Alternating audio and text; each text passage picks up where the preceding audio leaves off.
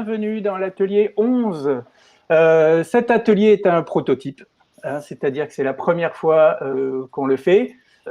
Nous sommes les socios engagés, c'est-à-dire un petit groupe informel de socios du média qui avons plusieurs projets, dont celui-ci, qui est de mettre en lumière un petit peu les travailleurs du média. Et on accueille aujourd'hui, alors Serge Victor est avec moi, Serge Victor est socio du média, et on accueille aujourd'hui Cory, qui va se présenter lui-même, et puis qui va nous expliquer un peu ce qu'il fait aux médias. Et on a prévu toute une série de questions à lui poser, personnelles, mais pas que. Aïe. Salut Cory, comment vas-tu? Très bien. On est content d'inaugurer la chaîne Twitch d'une initiative de sociaux, donc ça fait plaisir de voir que ça bouge aussi de l'autre côté. Il n'y a pas qu'aux médias qu'on innove, c'est une très bonne chose. Alors, pour ceux qui ne le savent pas, Cory, donc, c'est quelqu'un de très important aux médias parce que c'est lui qui fait l'interface sur différents supports et surtout le forum entre les sociaux et l'équipe du média. J'ai bon? Tout à fait. Oui, j'interviens Bon. sur différents supports. En fait, il y a que le forum, c'est un peu l'endroit clé parce que c'est l'endroit auquel tout le monde a accès de par son adhésion. On me croise aussi sur Facebook, on me croise aussi sur YouTube dans les commentaires, dans les mails, par téléphone. Dès qu'il y a un contact, en fait, même les messages vocaux sur le fixe, c'est pour moi. Donc tous les contacts voilà, qui sont en média entre les sociaux et l'équipe au sens large, grosso modo, voilà, c'est de mon côté que vous passez par moi à un moment donné, même si vous ne me voyez pas. Voilà. Mais là, on te voit, pour une fois. Ouais, tout à fait. Est-ce que tu peux nous en dire un petit peu plus sur ton parcours et comment tu es venu aux médias, du coup? Parce que tu as commencé par être socio, Ouais, correspondant je fais toujours. citoyen, il me semble. Oui, tout à fait. Oui. Et maintenant, tu fais partie donc de l'équipe du média. Alors, comment ça s'est goupillé tout ça? Comment tu en es arrivé là? Un peu un concours de circonstances, en fait.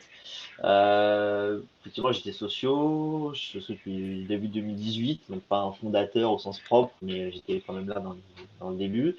Et puis, très rapidement, je me suis intéressé à tout ce qui était correspondant citoyen, ce qui était mis en place à l'époque par Laura, de souvenir, son prénom, avec d'autres.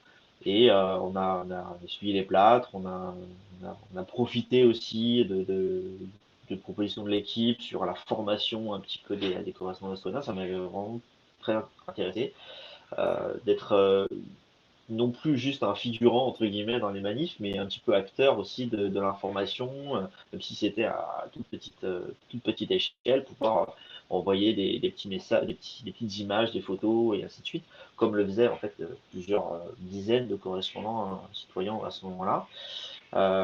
Et puis petit à petit, habitant à proximité en fait de Montreuil, on m'a proposé de venir voir un petit peu comment ça se passait, d'aider aussi sur place.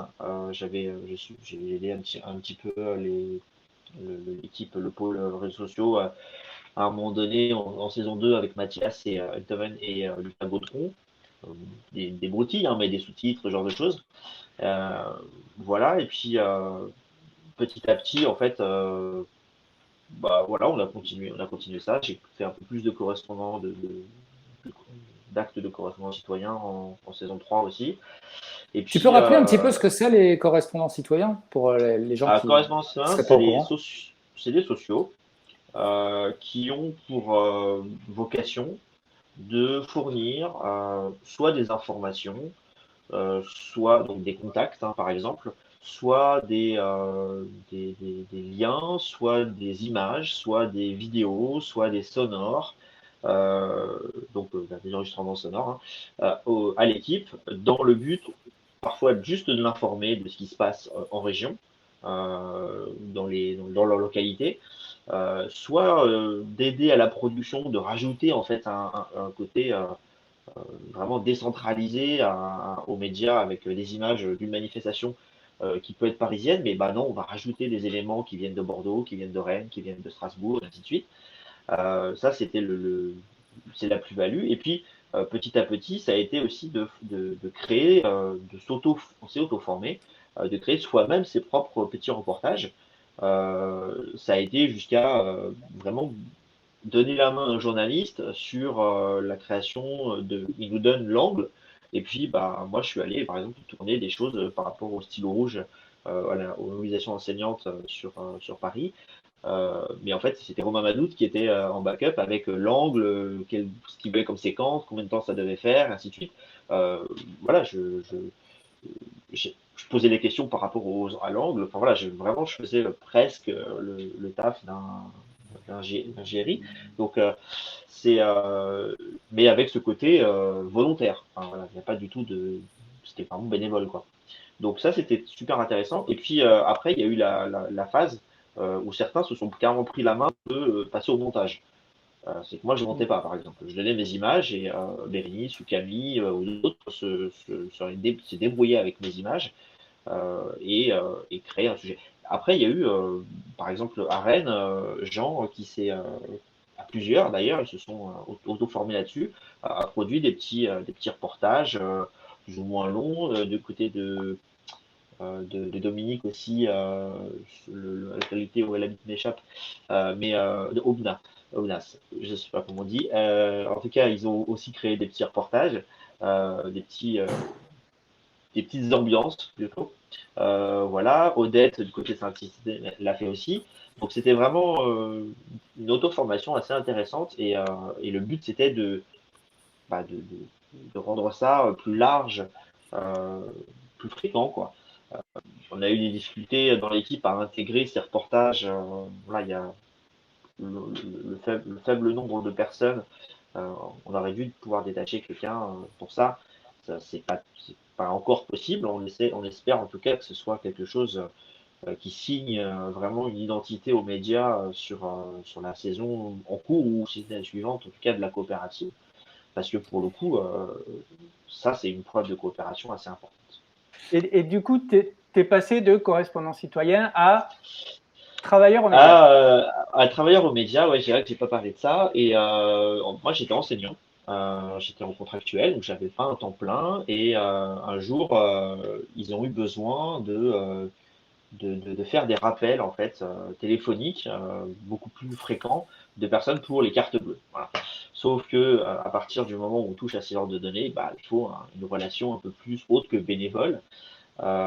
Et vu que moi j'avais du temps libre, même si les enseignants n'ont pas beaucoup de temps libre, moi j'en avais un petit peu. Et donc du coup sur une dizaine d'heures, je suis passé en prestataire par rapport à cette activité-là aux médias. Et puis depuis octobre-novembre, novembre de souvenir, euh, moi j'ai déménagé, je suis parti en région, donc je suis plus contractuel des questions nationales, et je suis passé sur enfin, on va pas dire un temps plein parce que je fais de la prestation, donc j'ai pas de cadre horaire aussi strict et rigide qu'un salarié. Mais en tout cas, l'entièreté de mon temps est dévolu de travail pour le média et dévolu à ça, quoi. J'avais vu dans une interview que tu avais faite avec Coquelicot, qu'elle a publiée sur le forum, que Oui. au début, il y avait 8 personnes, c'est ça, qui s'occupaient aux médias du support. En saison 1, il y avait, ouais, de souvenirs, hein, parce que moi j'y étais pas, mais un pool de 7-8 personnes, ouais, qui étaient dédiées Ouais. au mail, au support, ce qu'on appelle basiquement la relation client, mais voilà, le support adhérent pour le coup, pas client. Oui, c'est ça. Et Et l'an alors, dernier, on était maintenant, du coup, deux, et pour l'instant, je suis tout seul. ouais. Pour l'instant, je suis tout Et seul. est-ce que ça veut dire que tu fais le travail de 8 ou est-ce que ça veut dire qu'il y a moins de boulot qu'avant? On le fait autrement. On le fait autrement et on l'a rationalisé un petit peu. On a eu avec Catel qui était là en saison 3 un sacré taf d'établissement de procédures, voilà, ouais, de faciliter les réponses, de formatage de mail. On a bossé aussi avec Chloé là-dessus sur les réponses, avec Lucas aussi pour les rappels téléphoniques, de sorte à ce que ce soit euh, la tâche soit un peu moins gargantuesque qu'elle n'apparaît, voilà, pour qu'on soit plus efficace possible. Il y a encore un peu de taf, mais pour le coup, c'est quelque chose qui tourne. Enfin, là, même si je suis pas assis tout seul, ça, on prend pas de retard. Et ça, déjà, c'est pas mal. Ah, parce qu'à une époque, c'était la catastrophe pour les réponses aux mails. Ah Ça s'en passait. Pendant la saison 2, à moins que je dise des bêtises, il y avait personne d'attribué Ouais. sur le support. Donc quand on a récupéré les adresses mail avec le Captel, je vais pas vous dire le nombre, mais plusieurs milliers de mails non répondus. Voilà, on a fait le choix à l'époque de répondre à 6 mois de mails en retard, en disant voilà, 6 mois après, ça sert plus à grand chose de répondre aux gens qui ont envoyé un mail il y a 8 mois. Donc, et on a éclusé ces mails et ensuite on est revenu à la réalité. Aujourd'hui, enfin, les trois mails principaux de contact du média sont à jour. Donc, déjà. Et comme tu dis qu'il faut contacter les sociaux par rapport à leur carte bleue, tu peux préciser Oui. parce que je pense que, enfin, je sais que c'est un gros problème. Peut-être qu'il faut rappeler encore et encore pourquoi tu es obligé de passer du temps à appeler les sociaux à cause de problèmes de carte bleue. Alors, on est obligé de rappeler parce qu'en fait, là, et pour beaucoup, en fait, ils sont même, enfin, ils font pas le lien entre les deux. Ils sont surpris de ne plus avoir que leur cotisation soit échouée parce qu'ils disent mais j'ai rien changé. Et en fait, si, il y a quelque chose qui a changé, c'est votre carte bleue qui a une date de péremption. Et en fait, à chaque mois, chaque mensualité ou chaque annuité que vous payez, il y a une demande qui est faite à votre banque en fonction de votre carte. Si votre carte est périmée, la demande, c'est un échec de notre côté. Et donc, votre cotisation n'est plus prélevée. À partir de ce moment-là, nous, ça apparaît comme étant un socio inactif, un socio qui n'a pas payé en fait sa cotisation.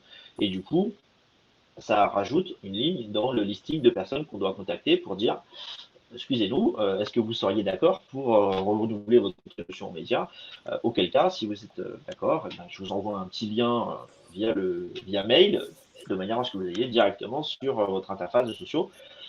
Tout le monde peut le faire en avance, hein, en fait. Il suffit d'aller dans mon compte, modifier le moyen de paiement. Et là, il y a aujourd'hui le prélèvement SEPA qui est une option qui s'est rajoutée il y a très peu de temps et la carte bleue que vous pouvez effectivement mettre à jour euh, comme vous voulez, en fait. Que vous ayez changé de banque ou que votre carte bleue soit périmée. Et ça concerne environ combien de sociaux tous les mois, ça, dont la carte bleue Tous les expire? mois, ça va être difficile parce qu'il y a pas de, il y a des mois, il y a des mois qui sont beaucoup moins importants. Le mois de janvier, c'est genre 800 personnes, par exemple. Le mois de janvier 2021, c'était 850 librettes personnes. Là, le mois d'avril, je crois que c'est 250. Euh, donc, dans cela, il y en a qui le font automatiquement. Il y en a qui reçoivent le mail d'alerte et qui vont d'eux-mêmes aller chercher. Hein. Le problème des mails, c'est que des gens ne lisent pas forcément leur boîte mail. On les comprend, on en reçoit plusieurs centaines par jour. Des gens ne vont plus sur cette boîte mail du tout. Donc, du coup, ils ne lisent pas l'alerte. Des gens ne reçoivent pas le mail parce que les fournisseurs d'accès bloquent les mails parce qu'ils considèrent que c'est du spam publicitaire. Et donc, on a des gens qui sont dans l'ignorance de la situation, quoi. Euh, un ordre d'idée, il y a des gens qui ne cotisent plus parfois plus d'un an hein, dans cette liste, mais on a 8000 personnes qui sont dans ce cas-là. Donc, Actuellement, il y a 8000 sociaux qui ne versent plus, entre guillemets, leur participation mensuelle. C'est ça. C'est des gens qui n'ont jamais demandé leur résiliation et qui ne peuvent plus être prélevés parce que leur moyen de paiement est périmé. La raison, on la connaît pas. La raison, on la connaît pas. Mais des fois parce qu'ils veulent plus, hein, tout simplement. Ils considèrent que ça suffit et que voilà. Parfois, ils ne sont même pas au courant. J'ai encore eu avant-hier une dame qui m'a dit je pensais avoir payé l'an dernier.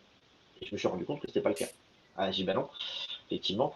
Et tout le monde n'a pas le nez sur ses comptes aussi. Quand c'est une fois dans l'année, ça peut passer, quoi. Donc ça, c'est vraiment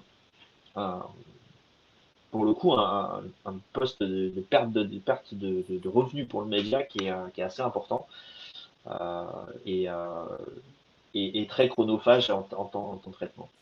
Parce qu'à chaque fois, passer un coup de fil. Potentiellement, ça pourrait doubler le nombre de sociaux, en fait, si tous les gens qui ne sont pas à jour de cotisation redevenaient vraiment sociaux. Sur les listings, on a fait ça fait plus d'un an maintenant qu'on fait ça. Donc, on commence à avoir un peu de retour sur les statistiques. On estime que si sur 100 appels, on a 10 qui sont d'accord pour renouveler, c'est déjà bien. Il y a eu des mois où on était à 25%, et là, c'était la fête. Parce que sur des cotisations, alors on a toutes les cotisations, hein, 5, 8, 12, et puis des fois des cotisations annuelles aussi. Donc quand on arrive à faire un renouvellement sur une cotisation, des cotisations à 240 ou sur X cotisations à 8 ou à 12, bah en fait, mine de rien, ça fait un salaire, quoi. Donc, ça fait un salaire, ça fait un reportage, ça fait un déplacement d'un journaliste. Enfin, nous, on le compte comme ça. Quand je regarde un petit peu ce que ça fait, je dis, OK, je sais combien coûte 1 heure 2 heures de montage. Je dis, bah, ça permet de payer un monteur pendant 2 heures pour faire une émission du média. Donc, c'est la possibilité aussi de faire des plateaux parce que on entend régulièrement qu'il n'y a pas assez de plateaux médias. Oui, d'accord, on est tout à fait d'accord. En ce moment, les heures sanitaires obligent, c'est un peu compliqué, mais en plus, ça coûte cher. Parce qu'il faut une équipe, le soir, des monteurs, des cadreurs, ainsi de suite. C'est pour ça, entre autres, hein, que le JT de tous les soirs à 20h a été arrêté, parce que c'était un gouffre financier assez important, quoi. Alors là, du coup, on a dérivé déjà sur presque la deuxième partie de questions qu'on avait pour toi. Donc, je laisse Serge repartir sur ta vie privée, j'allais dire, sur ton parcours personnel en tout cas. Ça marche. Personnel ou pas, d'ailleurs, oui, je voulais peut-être en venir maintenant à ton rôle dans la SKIC ou la SIC, je ne sais pas comment on doit le prononcer, c'est-à-dire donc la société coopérative d'intérêt collectif que le média va devenir incessamment sous peu. Je crois que tu es pas mal impliqué là-dedans, tu fais partie des sociocooptés qui sont membres du proto conseil de surveillance. Alors, est-ce que tu peux nous expliquer un petit peu tout ça?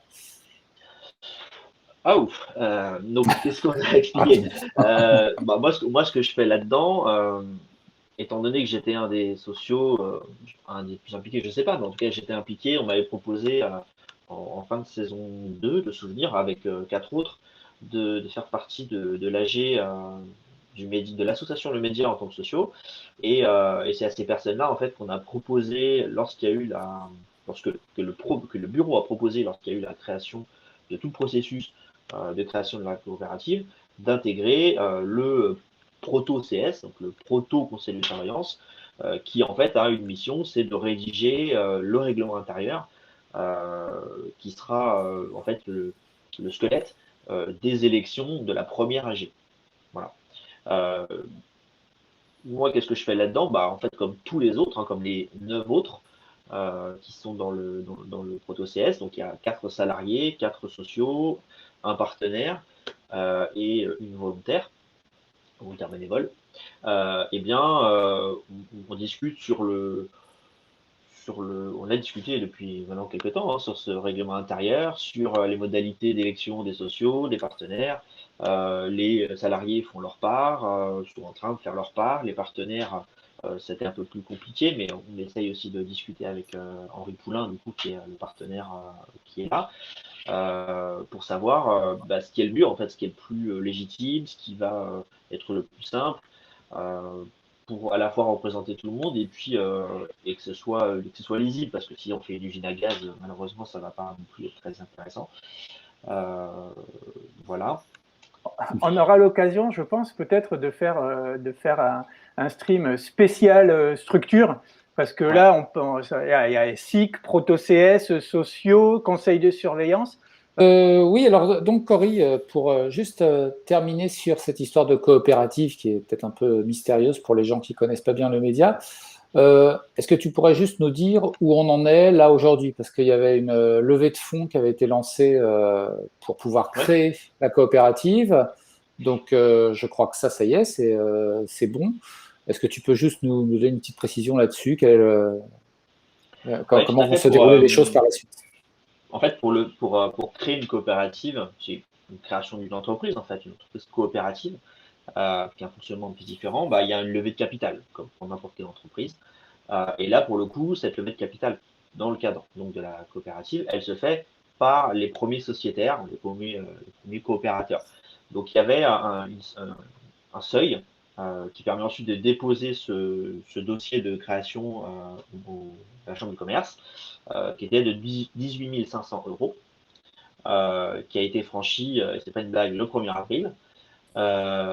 Donc ça, c'est plutôt bien. Maintenant, on continue, hein, parce que le but, c'est pas juste de rester à ce seuil, hein, c'est d'augmenter un petit peu le capital, parce que ce capital, c'est aussi de l'investissement, c'est aussi potentiellement des salaires, et ainsi de suite, qui vont permettre aussi d'augmenter le nombre de sociaux, donc le nombre de sociétaires abonnés. Là, les chiffres exacts, j'ai pas regardé aujourd'hui, mais doivent tourner normalement à terme avec tous ceux qui se sont engagés vers 1200 personnes pour l'instant. On doit approcher les 20 000 euros de capital.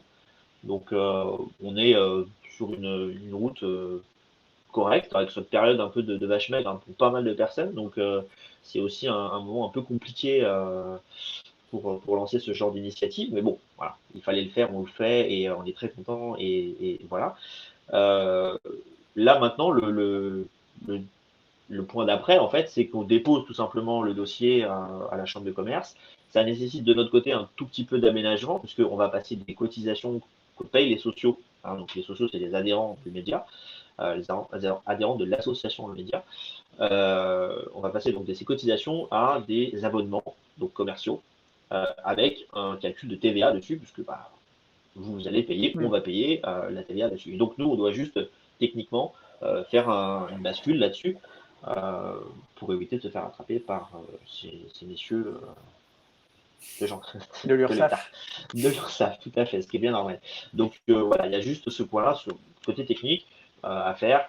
Et puis également, vu qu'on est sur un registre commercial d'abonnement, il y a aussi le côté privatif, puisque pour déclencher un abonnement, il faut les contenus du média resteront disponibles à tout le monde, mais on est obligé de rendre une partie de l'accès aux médias privé. Alors ça peut être l'accès au forum, ça peut être aussi l'accès à des rushs d'émissions qui n'ont pas été diffusées dans des reportages, ça peut être l'accès à des places qui peuvent être offertes sur des événements de culture ou des conférences, ça peut être plein de choses. Donc là, on est en train justement d'organiser un petit peu tout ça pour qu'encore une fois, on ne se fasse pas attraper en disant ah, vous faites un abonnement, mais en fait, ça n'en est pas vraiment un.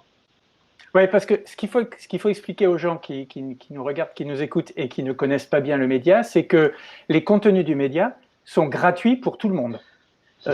Et en même temps, ils sont financés, ils sont même entièrement, complètement financés par des souscripteurs, on va dire, qui sont les sociaux et qui aujourd'hui sont adhérents à l'association et qui demain seront les sociétaires de la société coopérative, puisqu'il y a une transformation du média.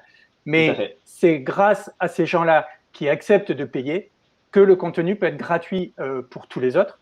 C'est un petit peu ce qui différencie de la plupart des médias, on va dire, professionnels, qui généralement font payer l'accès à leur contenu. Oui, tout à fait. Nous, on a un business plan, comme on dirait en novlangue, tout à fait, qui est un équilibre financier qui est un peu étrange en fait. C'est-à-dire que la plupart des médias indépendants, on pense à Arrêt sur Image, on pense à Mediapart, on pense à d'autres, en fait, ont un système qui fait qu'on paye, on a accès. Alors, on paye l'abonnement, pouf, ça donne l'accès aux médias. Nous, on est sur une constitution un peu inverse. C'est-à-dire qu'en fait, c'est d'abord gratuit pour tout le monde.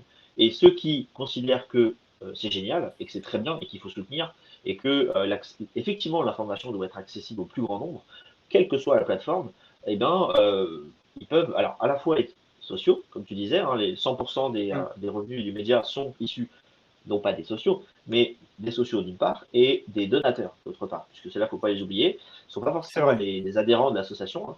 Hein. Ça peut être soit via OKPAL, ça peut être aussi via le Tipeee, ça peut être différentes sources de revenus en fait qui peuvent passer. Ça peut aussi être un chèque qui est envoyé tout simplement au 242 ou Voltaire à Paris. Mais pour le coup, c'est ces gens-là, effectivement, qui, de manière, je veux dire, désintéressée, puisqu'en fait, ils y gagnent à part les contenus du média, pas grand-chose en accès. On a un média qui marche depuis 3 ans, ce qui est presque un record avec ce modèle de financement-là. Et nous, enfin Serge, tu me contrediras pas, hein, on est quand même relativement content de financer ce média, de participer à ça, puisque le média a quand même sorti quelques affaires. Alors même si ça n'a pas fait grand bruit dans la grande presse, en même temps, j'allais dire, c'est un petit peu normal que quand on sort une affaire sur BFM TV, ça passe pas sur BFM TV. Ouais. Bon. Du coup, on peut dire que le média a une spécificité quand même qui est d'être engagé. Alors, il a eu la réputation d'être lié à la France insoumise, mais tu vas peut-être pouvoir nous éclairer sur ce point. C'est plus vraiment d'actualité. C'est un média engagé et qui est en même temps pluraliste. Oui, tout à fait. Bon, après, c'est vrai qu'on a eu ce timbre, ce morceau de tampon sur la tête, média de la France insoumise. D'ailleurs, dès qu'ils peuvent, les mainstream nous le collent parce que facilement, ça permet de disqualifier en fait enfin nous pour le coup. Enfin, moi, même en tant que socio en bénévole, j'ai jamais vu quelqu'un de la FI donner des ordres ou quoi que ce soit. Pendant presque un an, il n'y a eu aucun membre de la FI qui est passé suite à des affaires qu'il y a eu, notamment avec la première présidente. Enfin voilà, il n'y a pas d'opposition entre nous. C'est pas le but d'un média, en plus, en tout cas d'une autre, de s'opposer à un parti ou d'être son porte-parole. Il y a des médias qui font ça, hein, ils le font très bien. Vous avez le Figaro, vous avez Le Monde, vous avez l'Humanité, vous avez qui revendiquent presque enfin, l'Humanité, c'est même plus que ça, mais au moins ils sont clairs sur ce qu'ils font. Le Figaro et d'autres, ou le Nouvel Obs, ne le font pas. Enfin, ils se disent indépendants, quoi. Nous, on se dit indépendants, mais parce que on ne sert pas la soupe à quiconque. On invite, effectivement, on essaye en tout cas d'inviter tout le monde. Dans l'histoire du média, j'aurais pas à dire parce que je crois qu'on l'a pas fait, mais il n'y a pas eu de membres du FN ou du Rassemblement national, mais il y a eu à peu près tous les partis politiques qui ont été invités ou qui ont accepté de venir. On a eu même eu des La République en marche au tout début. L'UPR. L'UPR, effectivement, qui est venu, le NPA, donc le PCF, l'AFI, LR, je crois qu'on a même eu quelqu'un du Modèle à un moment donné. Enfin voilà, c'est dans des débats qui étaient organisés. Tout ça. Donc le but, c'est de donner à voir les oppositions pour prendre conscience en fait des enjeux. Et le pluralisme, ça permet aussi de sortir de la niche. Parce que faire un média écouté par un groupe de personnes restreint et qui s'auto-écoutent, c'est sympa. Mais globalement, ça va pas rester comme ça très longtemps. Ça va pas rester sympa très longtemps. Et malheureusement, ça fait pas avancer le public. Effectivement, on est engagé. On a des revendications qui sont celles du manifeste, féministe, enfin voilà, antiraciste. Je ne vais pas toutes les citer parce que je vais forcément en oublier une et après on va me tirer dessus. Mais il y a voilà, un engagement, on va le dire, politique, mais qui est au sens large du mot politique, qui est évident aux médias, on ne peut pas le renier. Enfin, je ne pense pas que quelqu'un puisse le renier, en tout cas. Alors, le manifeste, c'est encore peut-être une spécificité du média. Hein, pour encore une fois ceux qui ne connaissent pas, on va dire c'est le texte fondateur qui précise les valeurs prônées, supportées par le média et autour duquel s'organise l'ensemble de l'activité du média. Ouais, je vois qu'il y a quelqu'un qui est là, gentiment glissé dans le chat. Effectivement, il y a ce média, je le lis rapidement, ce média sera féministe, l'émancipation des femmes, l'égalité entre les genres, ce média sera écologiste et progressiste,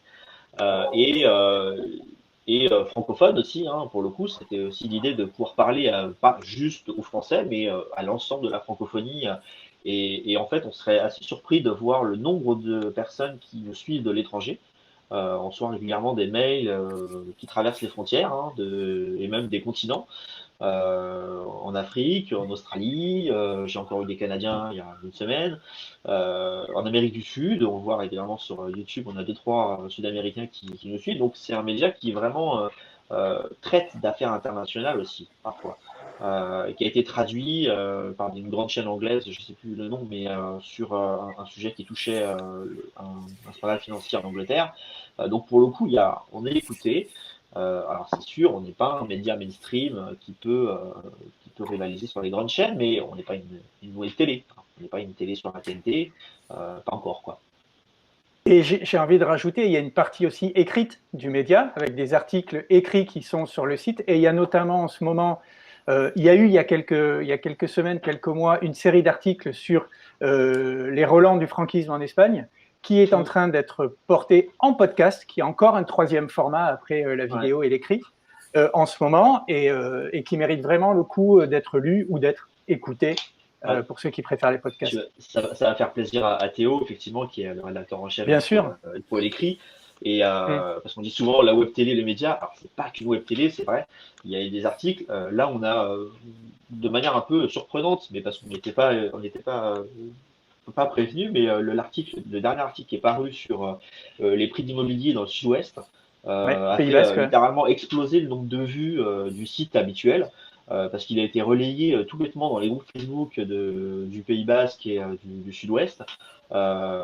Et comme quoi, en fait, on peut se passer on peut en partie se passer des mainstream et des relais institutionnels ou quoi, avec un like et un partage, en fait. Hein.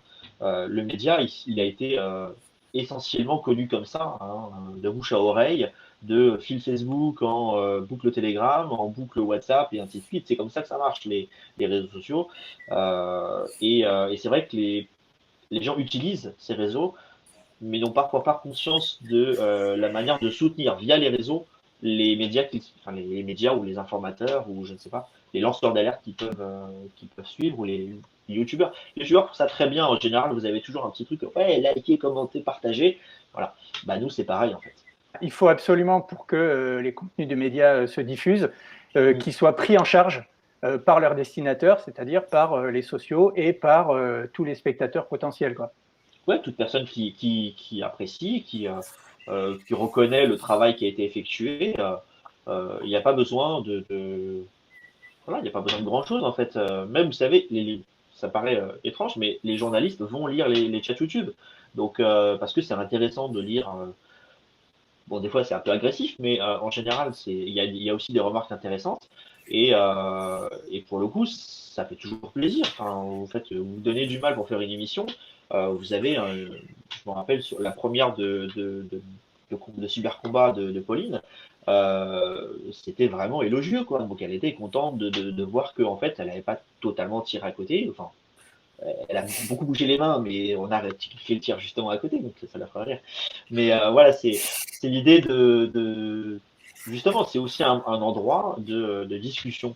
Même si le format YouTube, le format des commentaires YouTube est assez restreint pour ça, c'est un endroit aussi où il y a des informations qui circulent et c'est parfois un endroit pas de réinformation, d'information Aïe, ouais. des gens. Ouais, non, surtout pas. Voilà. C'est un mot un peu connoté. Ouais, voilà, tout à fait. Non, mais je le lis en ce moment, donc c'est pour ça. Pour terminer cet entretien, on peut te demander comment tu vois maintenant l'avenir du média. Du coup, qu'est-ce qu'il faudrait pour déjà sécuriser la, la structure, pour pérenniser l'histoire du média. Puis après 3 crises quand même qui ont un petit peu secoué le navire, comment tu vois la suite? Ouais, c'est une vaste question, ça. Si je me plante, on va me dire que j'avais vu trop. Bref, non, sur le pourquoi, enfin, le comment il faut faire, euh, on va dire c'est encore toujours la même question, mais c'est un peu une question d'argent, quoi. C'est-à-dire que là, l'équipe, elle apparaît quand même au plus petit de son nombre de son histoire, avec une production qui reste quasiment la même. Donc les gens commencent à fatiguer, hein, faut pas se le cacher. Donc il faut pouvoir. J'ai eu des nouveaux visages qui sont arrivés récemment, donc ça permet effectivement de continuer tout ça. Pour que ça continue vraiment, il faut pouvoir retrouver un soutien, que ce soit en abonnement, que ce soit en don. La méthode importe peu en fait. Bien sûr, on préférerait avoir des abonnés réguliers et des sociétaires. Mais ça peut être aussi, et on est tout à fait conscient des difficultés financières des Français aujourd'hui, un petit don ponctuel de temps en temps. Ça aussi, c'est important. On a réduit un petit peu les coûts de fonctionnement là, depuis octobre-novembre, mais on a aussi réduit les recettes. Effectivement, liées aux crises qui ont traversé les médias, liées à l'émergence d'autres médias, et je mets autres au pluriel, parce que dans les résiliations que je traite presque quotidiennement, il y a je vous finance vous cette année et je vous financez Arrêt sur Image ou Basta et un autre.